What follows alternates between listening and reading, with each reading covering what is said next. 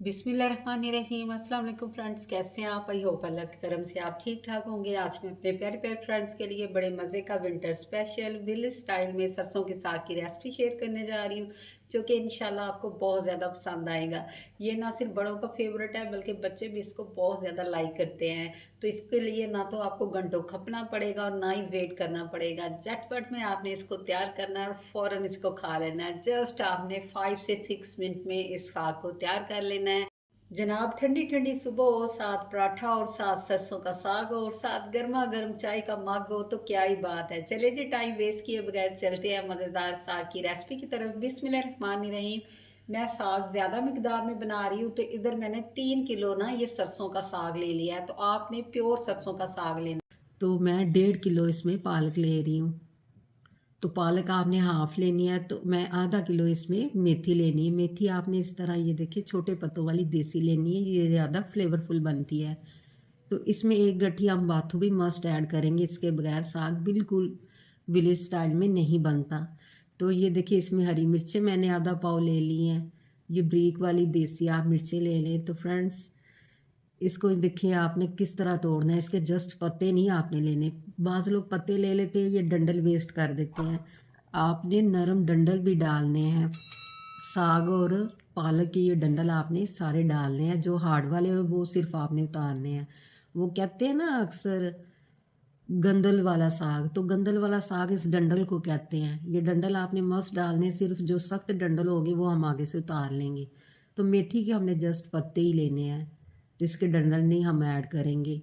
इसी तरह जो बाथू है ना, उसके भी हमने पत्ते लेने हैं, डंडल नहीं डालने। तो बाज़ लोग इसको कटिंग करने से पहले धो लेते हैं, ऐसे नहीं करना। आपने कटिंग करने के बाद इसको धोना है। रफली सा आप कट कर लें, ज़्यादा ब्रेकी में आप इसको बिल्कुल कट नहीं करना।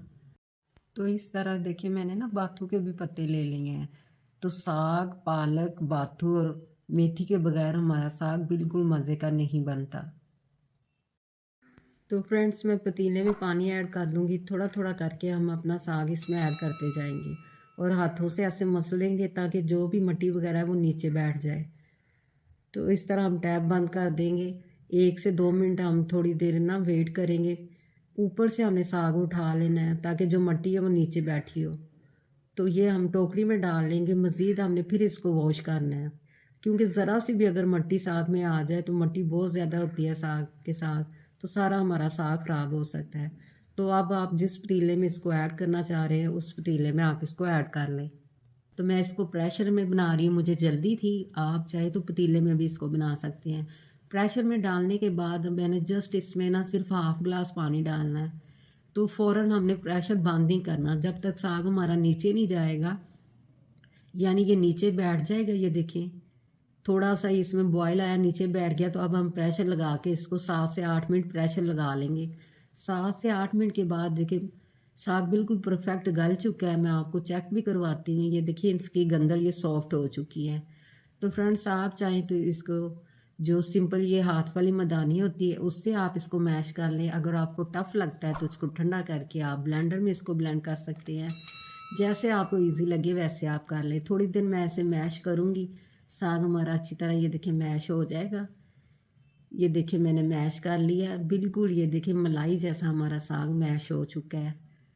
तो देखो, फ़ौरन हमने जल्दी से साग रेडी कर लिया, हमें घंटों वेट नहीं करना पड़ा। तो अब हम मज़ेदार सा, हम ना बिल्कुल जैसे विलेज में तड़का लगाते हैं ना, वो तड़का लगाएंगे। तो मैं 1 कप इसमें ऑयल का लिया है।